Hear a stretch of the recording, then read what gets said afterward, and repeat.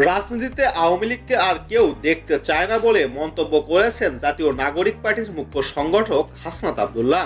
Hotel ইন্টারকন্টিনেন্টালে রূপসী Bangla ground হল রুমে এক ইফতার মাহফিলে তিনি এসব কথা বলেন।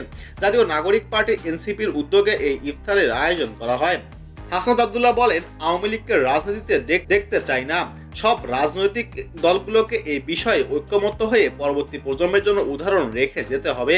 এ সময় ফ্যাসিবাদ বিরোধী রাজনৈতিক শক্তিগুলোর প্রতি কৃতজ্ঞতা জানিয়ে এনসিপির এই নেতা আরো বলেন, আমরা একটা সংস্কার কার্যক্রমের মধ্য দিয়ে যাচ্ছি।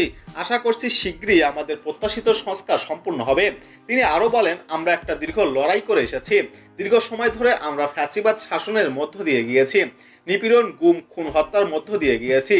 ফ্যাসিবাদ মুক্ত বাংলাদেশে আমরা সবাই মিলিত হতে পেরেছি। এই রমজানের ইফতারের মধ্য দিয়ে সবাই বিভেদ দূর করে ঐক্য গড়ে তুলতে পারবো বলেও প্রত্যাশা ব্যক্ত করেন হাসনাত আব্দুল্লাহ।